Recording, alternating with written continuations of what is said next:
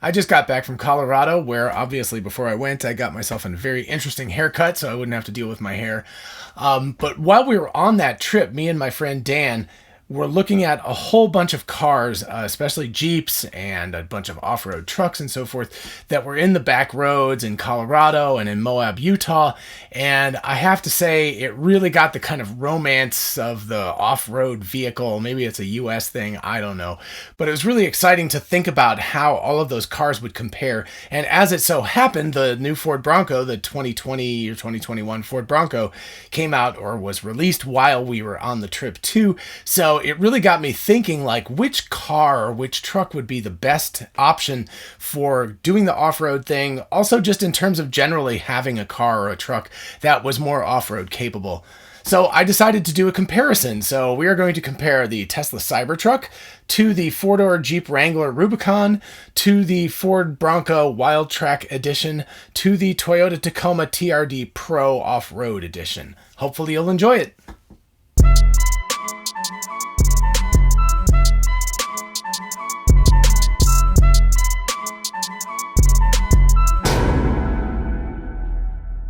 Hey y'all, it's Dr. Know-It-All. This channel is dedicated to finding out whether I really do know it all or not.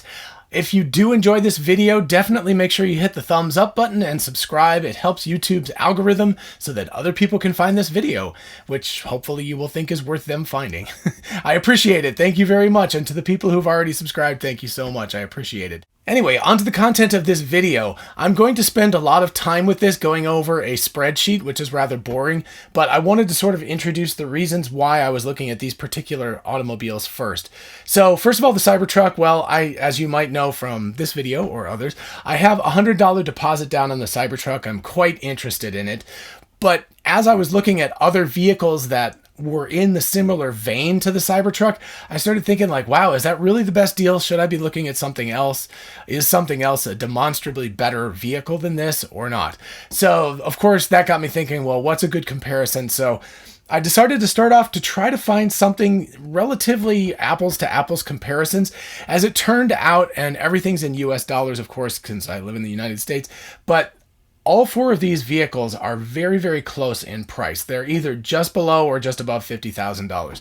So I think that's a rather interesting factor. It also explains why the Ford Bronco and why the Tesla Cybertruck are hitting that price point. Now I'm looking at the Cybertruck 2-motor version because that's all-wheel drive. It's got a front and a back motor, and that seems to be the best comparison with the other two. I could, of course, look at the single motor or the 3-motor version, but that kind of changes things around. Anyway, so what I'm looking at, all three of these guys are coming in right around $50,000 US, and I think that makes for a reasonable comparison. My buddy asked me why I didn't include the Land Rover Defender. One of them is just tiredness, because it's a lot of effort to go through and find all of this information on all of these vehicles. But another one is that the Defender, even though it starts off with a base price of about $50,000, becomes significantly more expensive once you add a lot of these options on. So anyway, if somebody in the comments wants to do like a spreadsheet of the same factors for the Defender, that would be super cool. That would be a really interesting thing to add to it. Anyway, without further ado, let's take a look at the spreadsheet, let's look at the numbers, and then I'll come back and we'll talk about my conclusions about the whole thing. Alrighty, so here we go. I've got this sort of broken down a little bit. It definitely took a while to find this, and some of these numbers are for sure question marks because some with unreleased vehicles, it's difficult to know exactly what. But anyway, going across the top, we've got Cybertruck, the Wrangler 4-door, the Bronco 4-door, the Tacoma, and the notes are really not that useful. But anyway, and then here we've got kind of a basic comparison of the automobiles, and down here we've got an off-road comparison of the vehicles. So looking at this, just to start with, the purchase price of the Cybertruck is $49,900. The sale cost is $49,900 because it's a Cybertruck, it's a Tesla, you're going to pay what you get. The Wrangler 4-door Rubicon that I have, the trim package that I have, oh, by the way, yeah, the Cybertruck is a 2-motor version. The Rubicon is about $50,075. I assume that you would be able to knock off $6,000 about at the dealership for that cost of that vehicle. So I'm just going to say it's approximately $44,000 to actually purchase. The Ford Bronco is $48,875. It's unknown whether you'll be able to get anything off of that for a while, so I'm just going to leave it at that price for now. It actually is about the cheapest. Actually, it's about the Tacoma here anyway. But the Tacoma's $48,833 for the TRD Pro package. And again, I'm going to assume you can get somewhere around $6,000 off. So about $43,000 to purchase that car. So, you know, that's where I'm starting with. That's the purchase price. Next question is whether they're all-wheel drive. These three, of course, are. The Cybertruck is in quotation marks. That's just because it effectively is. It's got two separate motors, one in the front, one in the back. So it's basically a four-wheel drive or all-wheel drive vehicle. So there you go. Trim and package, 2-motor version, Rubicon Wildtrak TRD Pro. The Wildtrak, the reason I said Wildtrak instead of the Black Diamond is that the Wildtrak includes the Sasquatch package, which I think is important for the comparison here. And I don't know exactly how much that option would cost without including it, so I just did the Wildtrak. The number of passengers, the Wrangler, the Bronco, and the Tacoma are all 5. The Cybertruck claims to be 6. I assume that's because you don't need a drive element in the front seat, so you can sit 3-3. That's my assumption. I think that's the way it works. As far as cargo space is concerned, you've got 100 cubic feet of external storage, which means the bed of the truck that's covered over, which is a huge amount. The Wrangler has 72.4, assuming the seats are folded down. So that actually means you've only got 2 people plus 72.4. You've got 6 people plus 100 here. So in terms of storage space and like hauling things, yeah, you can see the Cybertruck actually wins pretty handily here. The Bronco 4-door has, again, 77.6, so it's a little bit more than the Wrangler, but that, again, assumes that you've got the folded seats, so you've only got 2 passengers plus that. And, of course, the Tacoma has 47 cubic feet of external storage and a 5-foot bed. The bed length, of course, for the Cybertruck is 6.5 feet. So anyway, you can see where that makes a difference. But you can seat 5 people and have 47 cubic feet of storage. So that is difference. So these two, you have to reduce your seating capabilities in order to get this storage. If you don't, it's in the 30-something cubic feet. So it's substantially less than the trucks if you want to have 5 passengers. The engines, the Cybertruck has 2 electric engines. The Wrangler 4-door has a 3.6 liter V6. The Bronco 4-door has a 2.7 liter EcoBoost engine. I don't know why it's called EcoBoost, because if you look down at the miles per gallon or EPA rating, it's the same. Anyway, the Tacoma has a 3.5 liter V6. The transmissions are direct transmission for the electric vehicle, an 8-speed automatic for the Wrangler. You can choose to have, I think it's a 7-speed manual for the Wrangler. Which would be a super cool option. I would love that. And I believe you can also pick that. You can pick that for any of these. I just went ahead and did an automatic transmission, but it would actually reduce the cost of these vehicles by about $1,000 each if you did the manual transmission option. But anyway, the Bronco 4-door has a 10-speed automatic transmission, and the Tacoma has a 6-speed automatic transmission. Tire size, and this is kind of max tire size for a lot of these guys. You can get smaller options on them. I don't know if that'll be the case with the Cybertruck, but anyway, I kind of maxed out the tires for them because why not? It's off-road, right? So you've got 35-inch tires for the Cybertruck and for the Bronco 4-door. For the Wrangler, you've got 32.7-inch tires, and for the Tacoma, there's 30.6-inch tires. As far as the power is concerned, this is a little bit of a question mark because, of course, it's an unreleased vehicle, but supposedly the Cybertruck has 690 horsepower, which is insane. If you look at the Wrangler, you've got 285, the Bronco has 310, which is quite respectable, and the Tacoma has 277. So clearly here, in terms of power, if this is anything like accurate, then the Cybertruck just crushes the other ones. As far as torque, the maximum torque, again, the Cybertruck, assuming that this is the correct number, it's a little hard to find it, but 750 foot-pounds of torque versus 295, 400, and 265. So the Bronco is actually doing quite respectably in these areas. It's definitely the second best behind the Cybertruck, but the Cybertruck definitely wins in those specs. As far as the weight is concerned, the Cybertruck is somewhere between 5,500 and 7,000 pounds. Nobody knows exactly, but it was going to be substantially heavier than the other ones. The Bronco is unknown at this point, but I assume it's going to be in the low 4,000s. It just has to be based on these other ones. So again, the Wrangler is 4,160 and the Tacoma is 4,305. So this guy is going to be way, way, way heavier. As far as the miles per gallon, the EPA rating, it's MPG or MPG equivalent. The Cybertruck, 50 is a very, very low estimate. It might be closer to 90 EPA rating. So I don't know, but I went with a low one just for the comparison, just to, you know, be conservative. The other ones are all 20 or 21 miles per gallon combined. So they're all right in that same area. So again, huge advantage to the Cybertruck. When we get down to the total cost of ownership, that's going to have a big effect on all of this stuff. It's going to definitely lower the total cost of ownership for the Cybertruck. As far as range, right now the 2-motor Cybertruck is listed at 300 plus miles. Maybe it'll get up a little bit more than that. I don't know. The Wrangler is really nice. It's got 430. The Tacoma is really nice. It's got 440. And the Bronco doesn't really have a quoted range, so I went with the Ford Ranger, which is an approximation of the Bronco, so 390. So, you know, probably 400. But anyway, all three of these guys are within spitting distance of each other.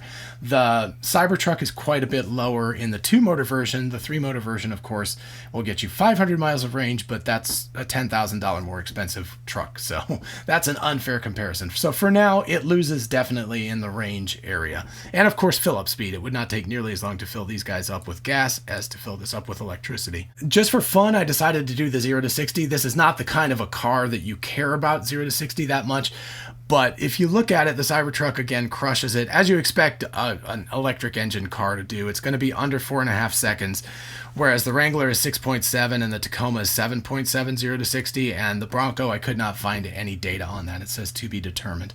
So, but I expect it, you know, if it's less than 6 seconds, it's going to be quite remarkable. But it does have a 310 horsepower engine, so it might actually be closer to 6 seconds. But anyway, in any case, the Cybertruck will crush it on that.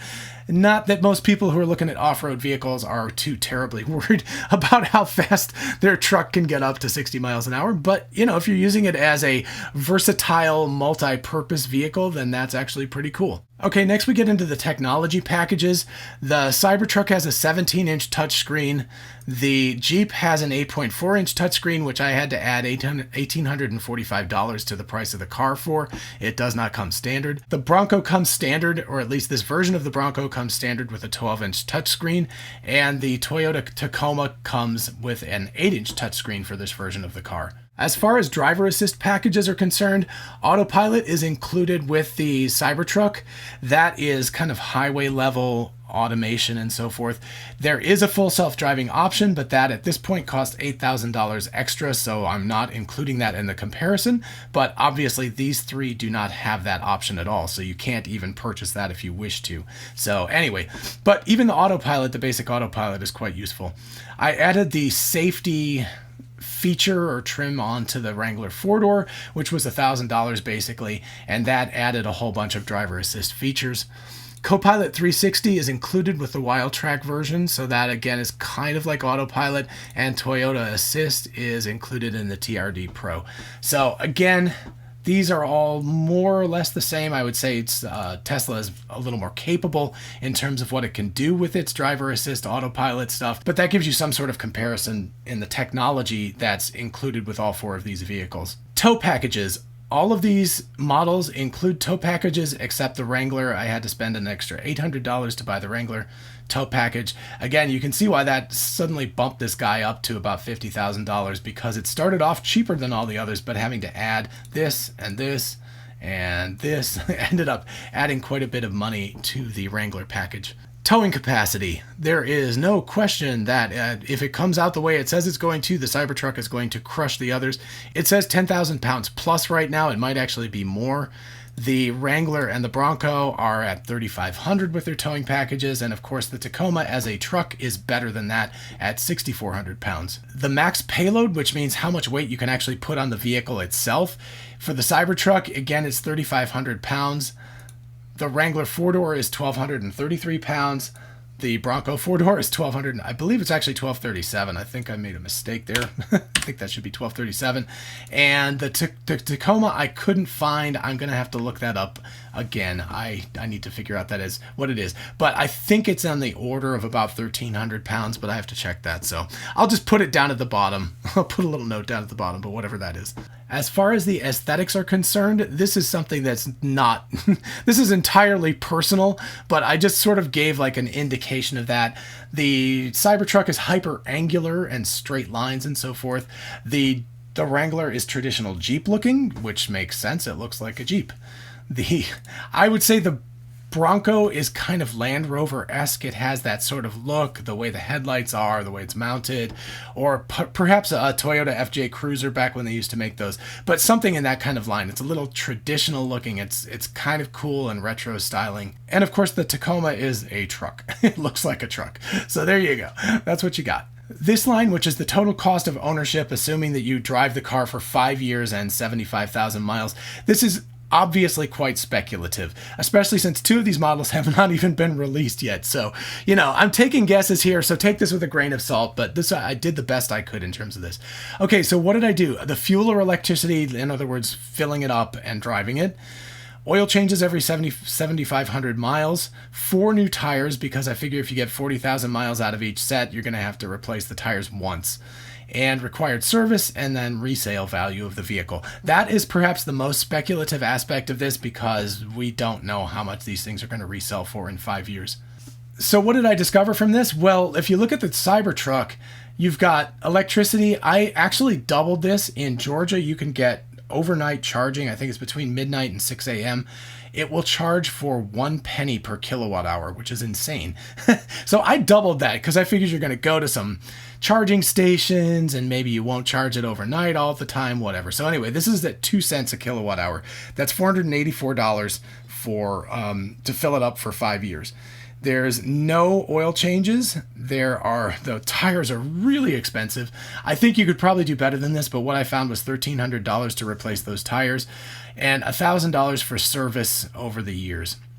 And then I'm assuming a 60% resale value. I think that's reasonable. Actually, I think it's incredibly conservative. It looks like Model S's, which are the only cars that have been out for long enough to have been around for 5 years, are actually selling it closer to 70% with 70,000 miles or so on them. So anyway, this is a very conservative number, but with all those numbers, if you subtract out, so you buy the car, you pay all this stuff, and then you sell the car, and you end up having spent $22,744 or about $45.50 per year. So that's how much it would cost to drive this car. All of the same things for the Wrangler 4-door is going to cost you. The gas is the big thing. I mean, that's $10,000, $10,000, and $9,000. $9,400 basically. But anyway, it's a huge chunk of change. Plus the fact the oil changes actually cost a decent amount. That's assuming 9 oil changes at $70 a piece. And I assume that the service costs will be a little bit more over 5 years as well. The tires on the Wrangler are cheaper, and the tires on the Tacoma are definitely cheaper. The Bronco has 35-inch tires, so I just went with the same tires for the Bronco, which actually might explain why it's a little bit more expensive than the other ones, because $1,300 is a lot of money for tires. But anyway, if you look at that, $28,205 or $56.40 per year, $32,885 or $65.70 per year for the Bronco, and $31,095 or $62.20 per year for the Tacoma. So you can see that the Cybertruck wins drastically over the others, but interestingly enough, the Jeep actually comes in second. So that's pretty cool. Now, let's turn to a specific off-road comparison. So first of all, the body type. The others are body on frame. They're truck bodies, and they're all pretty similar in terms of their frame. The Cybertruck, of course, is the outlier with an exoskeleton. As far as the durability, the ride, etc., who knows? We're kind of have to wait and see how that all works out. One thing that might make a difference is the fact that the Cybertruck actually has air suspension, which should give it a much, much smoother ride than the other cars. The other cars are more or less the same. They all have they basically have spring over coils or something like that, or potentially leaf springs on the back. So they all have some sort of leaf spring sort of combination for their suspension. As far as lockable axles, I would say yes with a question mark with the Cybertruck. I believe that's the case. It looks like they have a locking differential. It's a little hard to tell, but it may also be handled by technology. They may actually use software to do some of that instead of actually locking it physically. The other three, of course, all have locking differentials on the front and the back. As far as wheelbase is concerned, you can see that the Bronco and the Wrangler are relatively short vehicles, and then the Tacoma is in between, and then the Cybertruck just is a monstrously long vehicle, 150 inches basically. So that's crazy. It's, it's like, what, 30 inches more than these two guys, and 20 inches more than the Tacoma. So it is a big, big car, which is why apparently it won't fit in many people's garages.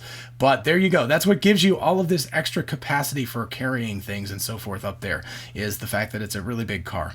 As far as clearance is concerned, the Cybertruck wins very handily in the clearance. This is how much room there is between the ground and the base of the undercarriage of the car. It's 16 inches versus 11.5, 10.8, and 9.4. The Tacoma clearly comes in last place in that, so it doesn't have monstrous clearance.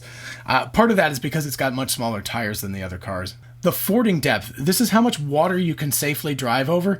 You can see the other cars are around 30 inches, 33, 27 and a half. The Cybertruck doesn't really have a rating at this point, but Elon Musk said it would float.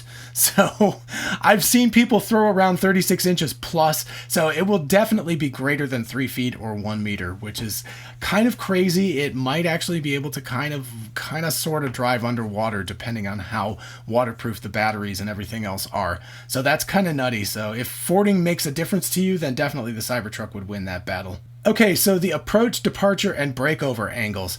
What that means is how steep of an angle can you drive the truck or car into, how steep of an angle can you drive out of, and how steep of an angle can you drive over. So that's approach, departure, and breakover angles. So looking at all of these guys, you can see that the Wrangler and the Bronco are clear winners in this. The Tacoma is more like the Cybertruck, but you can also see the Cybertruck actually beats it, even though it's got a longer wheelbase. It actually has a higher departure angle, a higher approach angle, and a higher breakover. But if you really, really care about the serious off-roading, you're going to have to go with one of these two options here, the Bronco or the Wrangler. There's not really an awful lot of difference between the two of them. They're very, very similar, although the departure angle of the Bronco is quite like damn. Anyway, so you can see you get a better approach angle with the Jeep, but you get a better departure angle with the Bronco, and interestingly enough, you actually get a very good departure angle with the Cybertruck, probably because it just has the wheels are very, very close to the back of the truck. As far as the drive ratio is concerned, there's really not a drive ratio for the Cybertruck because it's kind of a direct drive. The other ones are 4.7 to 1 for the Wrangler and the Bronco, and about 4 to 1 for the Tacoma. So that just gives you a sense of how much torque you can put on the road given a specific circumstance where you're going at low speed. Also, is there underbody support? According to the visits to the Peterson Museum, where people have actually taken videos of the Cybertruck from underneath, yes, there is. For the Wrangler, the Tacoma, and the Bronco in the trim packages that I've got here, they all have undercarriage armor or something like that, some sort of plates that allow you to drive over rocks and stuff and scrape them up without messing up the actual sensitive underbelly of these vehicles. So yes, for all of those, as far as I can tell. And finally, aftermarket support. So unknown with the Cybertruck, I would imagine eventually there will be quite a bit, but it could be quite limited at release. For the Ford Bronco, they've promised that there's going to be at least 200 parts to start. I'm sure there will be more than that by the time they launch. The Tacoma has quite a bit of aftermarket support, and the Jeep just has an insane amount of aftermarket support. So again, if you care about aftermarket support and lift kits and all sorts of fun stuff to put on this, then obviously the Jeep is the winner for that. If you don't care so much and you're just going to use the stock vehicle, then that doesn't matter very much at all. Okay, so that was a lot of numbers. What did I end up finding out from that? One of them is, one clear thing is, if you're really, really into total cost of ownership, there's just no doubt that, at least with the numbers I was using, the Tesla Cybertruck is the clear winner. It's up to $10,000 less to own. Now, of course, that's taking into account the resale value of the vehicle, and it's also not taking into account that you potentially might be able to get even better deals on some of these other vehicles. The Cybertruck is $49,900. That's what you're going to pay. You can't wheel and deal at the dealership. If you can shave off another $5,000 for some of these vehicles and make them even cheaper, then yeah, that starts to change the equation somewhat. But anyway, at least with the numbers I was using, the TCO of the Cybertruck is substantially lower than any gas-powered vehicle. So that's rather interesting. Another thing that's interesting, this is not going in the Cybertruck's favor, just in case you think I'm always going for that, is that the range of the Cybertruck is substantially less than the other vehicles. So if you're really looking for that, like going off in the woods, and you need 400 plus miles range or something like that, then yeah, Cybertruck is probably not for you. Now, of course, you could get the 3-motor version. You could spend another $10,000 and you could increase your range, and that would improve it. But all of these cars, that's an unfair thing to do because you're adding $10,000 to it. So, you know, that's not right. So anyway, in this comparison, at least, it makes a lot more sense to purchase a gas-powered car if you're super worried about the range that's involved. I think another thing that's interesting is the approach, departure, and breakover angles are all reasonably similar. The Cybertruck actually does rather well for a truck, considering that its wheelbase is outrageously long compared to the other vehicles. But you know, compared to the Tacoma, it's actually right in there in terms of all of those angles. Now, obviously, the Jeep and the Bronco are going to be clear winners because they're simply smaller cars, and so their approach and departure angles are going to be better. If you care about fording depth, there's no question that the Cybertruck is going to be the clear winner with that. Potentially, it might be able to go over the doors. It's unclear. But Elon Musk has actually said that it might be able to float, which is a crazy thing, but there you go. So, overall conclusions, I think if you want something that's a utility vehicle that can kind of do it all, then having a truck body is really not a bad idea. The Cybertruck can house 6 people. It has a larger truck bed. It has more cubic feet of storage space. Just in general, it's a better vehicle for overall. If you only care about going off-road and doing the most hardcore crazy things, you know, the Jeep is still a great idea. I think the Bronco's actually going to give it some really good run. And honestly, I love the Bronco's new styling. It's super cool looking. I'm a big fan. You know, if you care about aesthetics, then that's a big thing. I know there are a lot of diehard Jeep users, and that doesn't matter to you, and the aesthetic of the Jeep is a better aesthetic, so totally fine. But I think, you know, if you're going for the hardcore off-road, you need a Jeep-type body or a Bronco-type body. If you want something that's a little more versatile, that can do everything, a pickup truck body is quite useful. The Cybertruck is going to be very big. It's going to be very heavy. Whatever its eventual weight ends up being, it'll be heavier than all the other cars.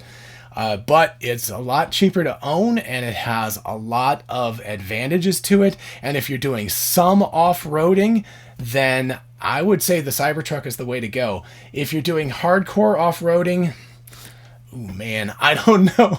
Honestly, I like the Bronco. I really, really like the Bronco in terms of its like look and everything like that. But I don't think I like it well enough, and I certainly don't do enough off-road activities to justify purchasing a Bronco over purchasing a Cybertruck when the cost of ownership is going to be, you know, somewhere around $10,000 less to own the Cybertruck for 5 years. I just can't see that. It doesn't make any sense to me. Now, obviously, if it does to you, go ahead and purchase what you want to purchase, but I just figured I'd lay out the numbers for you and you could have some fun. I expect to get some arguments in the comments from the Toyota folks, the Land Rover folks, the Jeep folks, the Bronco folks, but that's just my conclusion. I'm quite satisfied with the purchase that I've made, but I'm not a big-time off-road kind of person. So if you're a super big off-road person, then by all means, let me know in the comments what you think. I'm quite interested to know what you all think. I hope you enjoyed this video. Even if you don't agree with my conclusions completely, at least you got all the numbers, and so you can argue the numbers till you're blue in the face, as can we all, right? If you did enjoy the video, definitely make sure you mash the thumbs up button and subscribe so other people can find this video. And definitely make sure you ask me more questions in the comments or at my email address, which is DrKnowItAllKnows@gmail.com. Till next time, bye-bye.